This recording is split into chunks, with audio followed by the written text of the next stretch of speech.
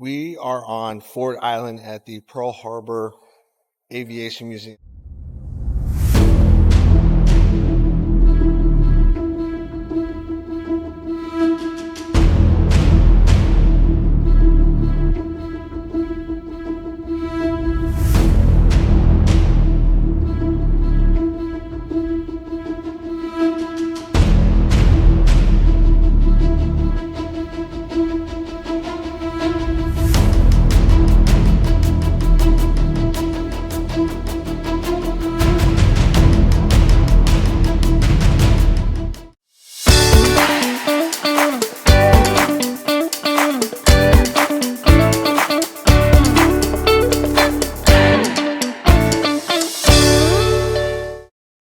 At today's tour, we are going to go check out the Pearl Harbor Aviation Museum.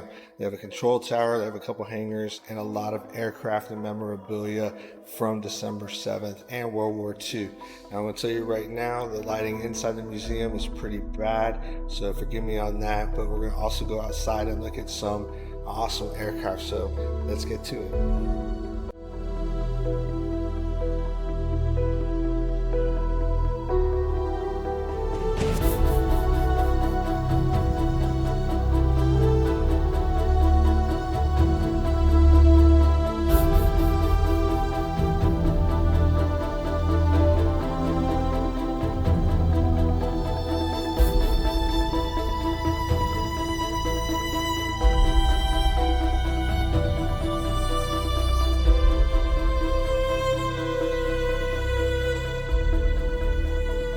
Nestled in the historic Ford Island in the heart of Pearl Harbor, the Pearl Harbor Aviation Museum stands as a poignant testament to the pivotal events of December 7, 1941.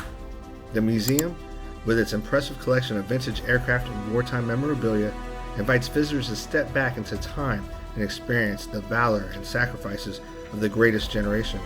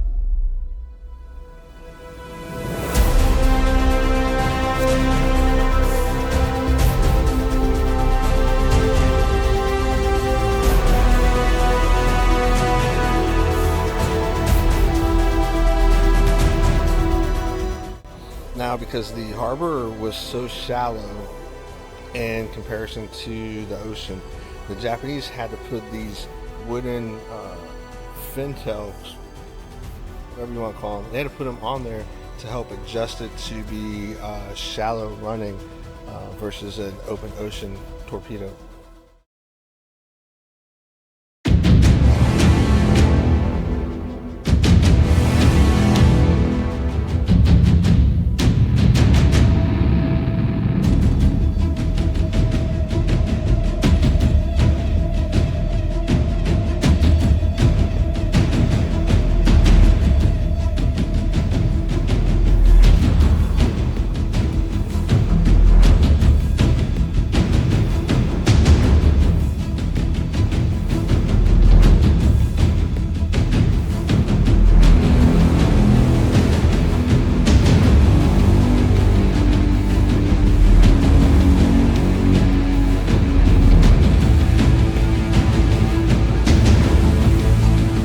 The museum also features a variety of interactive exhibits, allowing visitors to learn about the different type of aircraft used during World War II and the roles that they played in various battles, from fighter planes like the P-40 Warhawk to bombers like the B-17 Flying Fortress.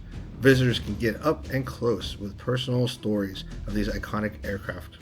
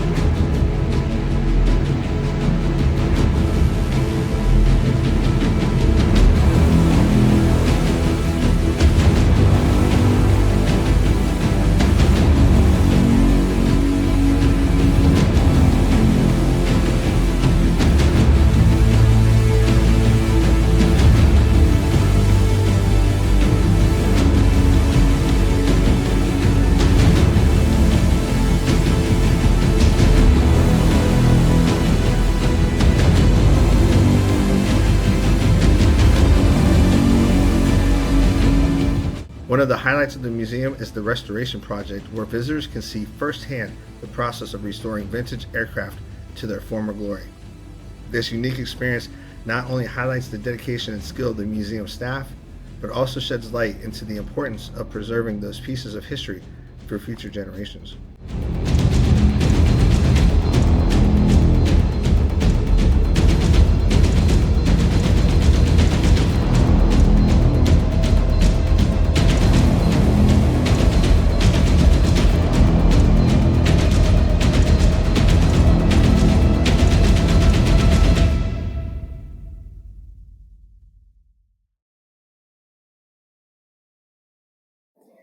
From the museum, right over here, you'll be able to see the USS Missouri. So Battleship Row was just right along these hangars here. So you would have had a up front and close personal experience during December 7th of everything that was happening. Besides this airfield being attacked, you'd be able to see all the devastation.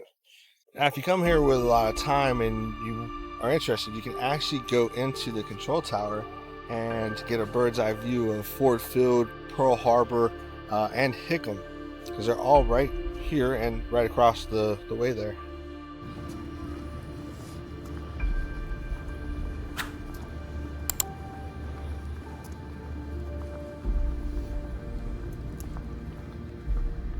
As you walk from Hangar 37 where you start to Hangar 79, you can just see a lot of the original buildings are still here, which is pretty cool that here we are, 80 years later, and they still are keeping these buildings up and going to preserve that history.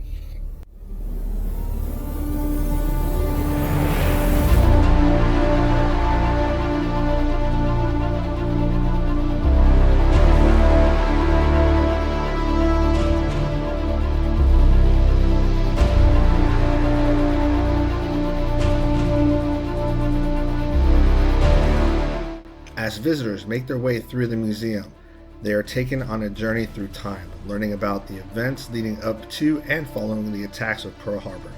From audio recordings of eyewitness accounts to personal artifacts belonging to the men and women who served during World War II, the museum provides a comprehensive look at the significant moments in history. But the Pearl Harbor Aviation Museum is more than just a museum. It serves as a place of remembrance and honor for the brave individuals who sacrificed their lives during the attack on Pearl Harbor.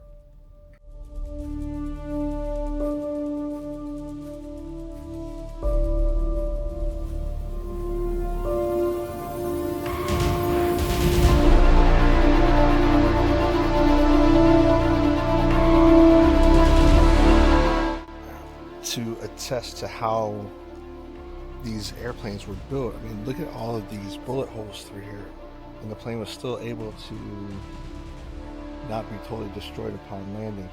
I'm not sure if it was a controlled landing or a crash landing. Well, I guess either way, but this is amazing. There's got to be hundreds of bullet holes in here.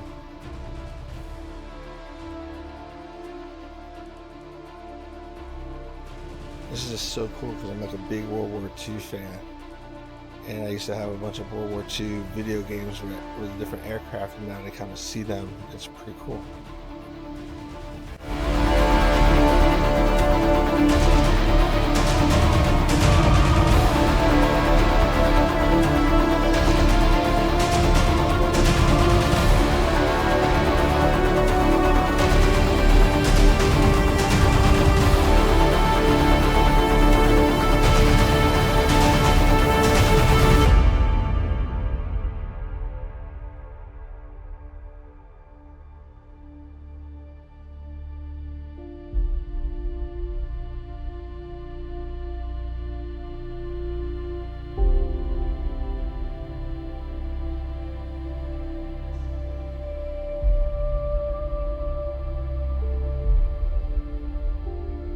The B-17 that's here in the hangar, it actually flew a mission, took off as one of several B-17s that left from Australia to go attack Japanese targets. During that takeoff, they did it at night. Two B-17s collided with each other. A third had engine problems, so there was like 7 that took off. But this particular one had issues with the bay doors for the bombs and had to swing around again before it could drop the bombs on the target. And because of that, a bunch of Zeros and Quads were able to get up in the air, and they chased them. And there was a thunderstorm, so the B-17 pilot was going up and down through the clouds to try and get rid of the fighters, and it worked. But in the ensuing fight, the fuel tanks were damaged, and he was running out of fuel, so he made it to New Guinea, and he put it down into a swamp. And it stayed there for over 50 years. Local pilots would call it the swamp ghost, but thanks to an enthusiast in World War II aviation, they were able to pull it up, and they got it right here. So when you look at this, look at the propellers, you can see how it landed, and all the damage done to it was during the crash landing and the aerial fight.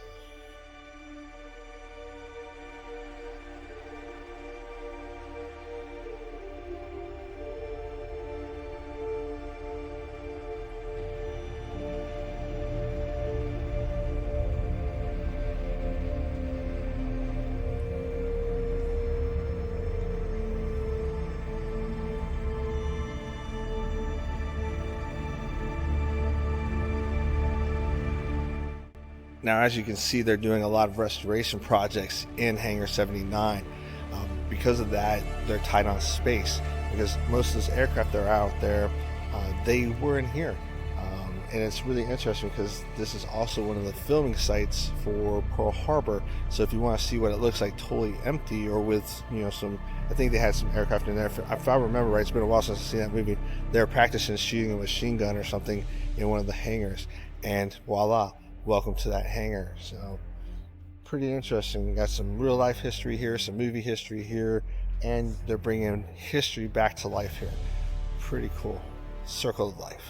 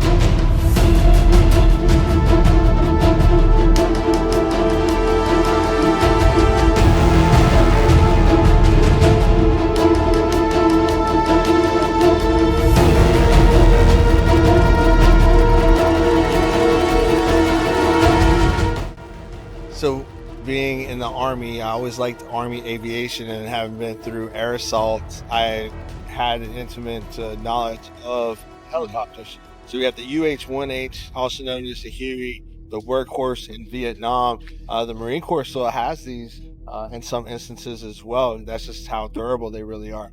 Then you have the AH-1H. That is the Cobra. And what's cool is it's as wide as the blade. So it makes it easy to throw a lot of them on a C5 and deploy a quick helicopter attack force in a relatively easy time. Over here, you have the Kiowa.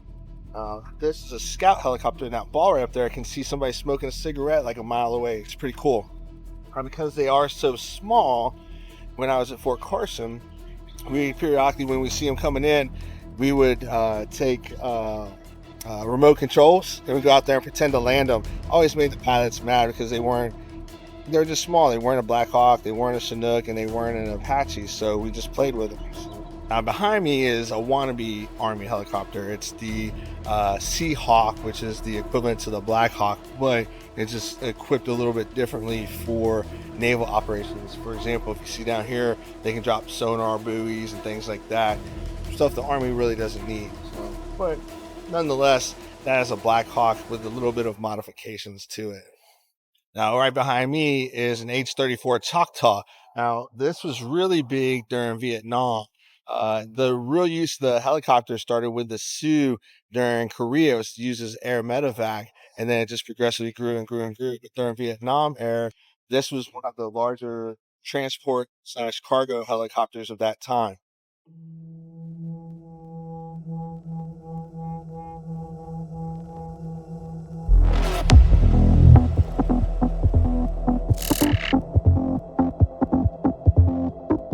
Raise your hand if you've seen Top Gun.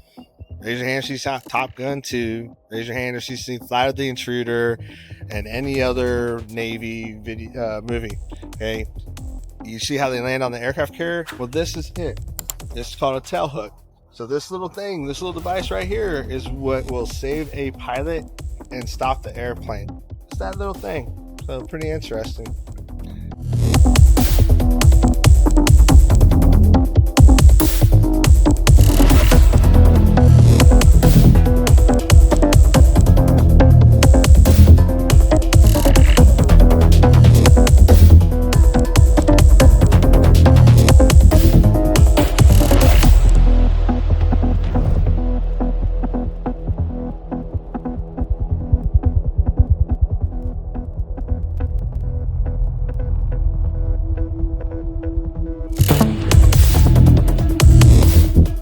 Behind me is a CH-53. This is like the Sea King. Like, it's huge. Okay, look how big that is. That is a Chinook. It is so much larger. It's insane. So the Marines got to be bigger and better, I guess. But what's cool is you can use a lot of cargo, carry a lot of Marines. The back door drops down, and everybody can get out really quick and easy. So this is like the workhorse of the Marines, like the expeditionary units and stuff like that. They'll use these like their special forces, so it's cool. Now right over here we have the CH-47 Chinook. This is a Marine helicopter, but I use them in the Army. It's like the Cadillac. I've only been in them a couple times, but it's the Cadillac of helicopters. Now, one thing about the helicopter is if you did not see any fluid leaking underneath of it, you did not want to get on it. Why? Because it meant that it was out. You don't want to get on a helicopter that has no hydraulic fluid or anything like that. Bad day. But so there you go. You got some history on helicopters. Now, the AH means attack helicopter. Okay, now they drop the H and they go with A. So like the A-64, things like that. Well, I guess they do H, but the A-64 is the Apache. UH is utility helicopter. CH is cargo helicopter. So some of the nomenclatures work just like they do with the airplanes, with C being cargo, A being attack, B being bomber, F being fighter.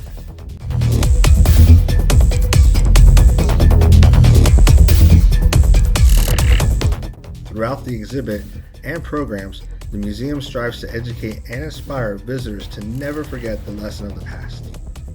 In addition to preserving history, the museum also works towards promoting peace and understanding.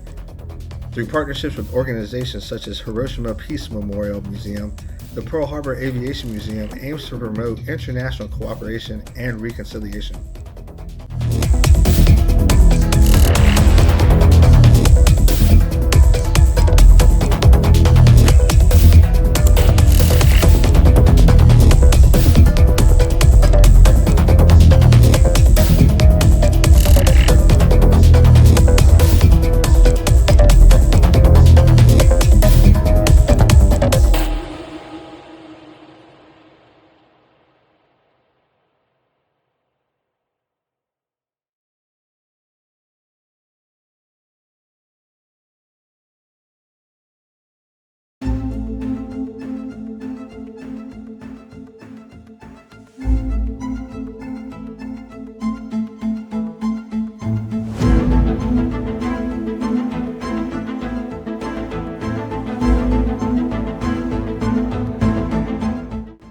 So if you come out here to the Aviation Museum, you're going to need to come out with a tour group unless you or somebody you know that can come with you has a military ID, because we are on an active military installation. So the same with checking out the Mighty Mo, the USS Missouri, you're going to need to do the same thing with that as well.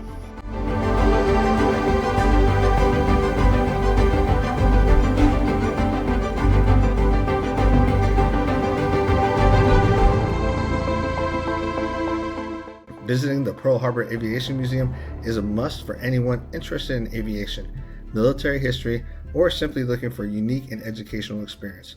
From its restoration projects to its exhibits, the museum offers something for everyone. So come and immerse yourself in the rich history and inspiring stories found within the walls of this remarkable institution.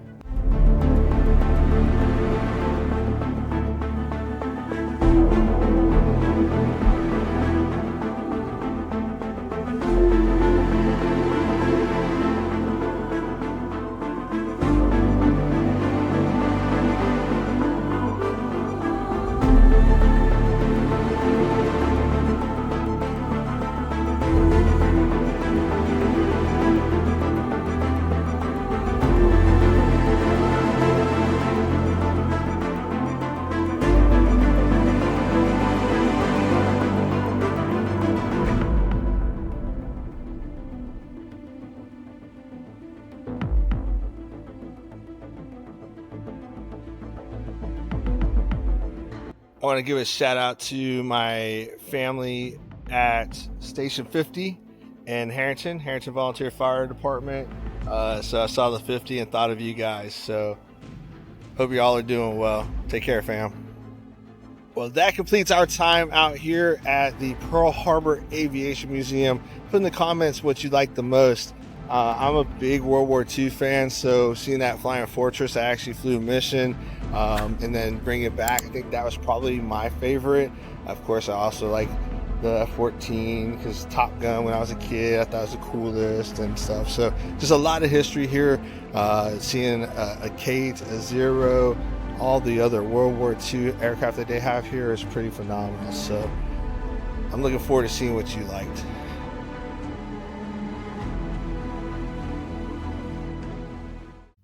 So I want to give you a few tips while I was inside our rental car because it's just windy out there and I don't want to have to talk over all the wind being picked up by the mic. So I mentioned it before, I'll reiterate it. If you do not have a military ID, it's best that you come in on a tour so that you're on a bus. I don't know how they work visitors, for visitor passes. But if you're going to come in without a tour and you don't have a military ID card, I really recommend that you do the research first before you get turned around and your hopes and dreams crushed. Like the Japanese, never mind, sorry, I'm having flashbacks or whatever from World War II. So if you are in the military or you're a Hawaiian citizen, you do get a discount. They do have a free audio tour. We opted to not take that because we got here with about an hour and 10 minutes left before the museum closed. So we didn't have time to really do it. They do have a 10-minute video that you can watch when you first come in after you pay. Be on your right hand side. It's pretty cool because it gives you some perspectives that I haven't seen. I've watched a lot on the History Channel, a lot of movies, a lot of documentaries, all kinds of stuff. I never knew that when the attack was going off, there is a private citizen and his son in an airplane floating around or flying around 2,000 feet altitude, watching everything that was going on, because they were up there just flying on the little weekend day, spending some father-son time together, and they look out and they start seeing all the explosions and stuff. So I didn't know that. So it's got some stuff in there. Nice little 10-minute video. They do have a cafe in there, so if you get hungry, you can get some food. They do have the mandatory gift shop. The lighting in here is horrible, so if you like to do video or photos inside of the Hangar 37, it may not be good, as you'll see in this video. What did you like? I actually like all the stuff. I did. I took videos of it. I didn't really care for the hangar because I didn't get to see a lot of. There was like nothing in the hangar. What are you talking about? There was a B-17 that got shot up during a mission. They had the nose cone for B-52. Yeah, I don't really care for They had an Avenger. That really But they didn't have nothing in there. That really doesn't. But I liked mean anything to everything. me. I liked the hangar that had like stuff that I can see. The other hangar was empty. It really wasn't anything to me. Watch the video. Take a look at it. Let me know if when you're in hangar, what was that, 79, 78, whatever, 76. Take a look at and hit me up in the comments if I'm the only one that saw something in there. There were a few things in it. It wasn't a lot. It wasn't for me. It looked empty. All right. Thank you for your commentary. It's much appreciated. Anyway, you're getting that look right now. I'm getting that look. Getting that look. But that's really about what I got for tips for you. If you have any questions, let me know. You can buy tickets online. You can buy them here. It's really up to you how you want to go and do it. There's not any real price difference if you do one or the other. They are open until 5 p.m. And that's why we came here with about an hour and 15 minutes left, because I was going to go to check out the Mighty Mo and then come on over here, but we got held up in traffic, and then the Mighty Mo closes at 4, so I was only going to have about 20 minutes there, so I just punted to come on over here. So don't forget to like and subscribe to the channel so you can see everything from Hawaii and beyond, and we're going to try and hit the rest of the 7 continents this year or the beginning of next year. When I go to Antarctica in 2025. So if you like to travel, via people because you just stay at home, that's cool too. Like and subscribe to the channel, because I will take you places you've never been before. Like Antarctica. Like Antarctica. Penguins. But no duty free. Last tip, okay? Right now I'm leaving this museum and I'm going to the hotel so we can go walk around and get some dinner and stuff. It is 13 miles from this location, and it's going to take me 46 minutes.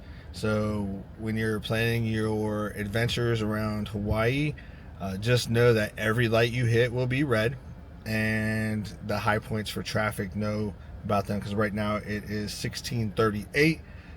For those that don't know what that means, it's 4:38 in the afternoon, so it's the high times. So plan accordingly.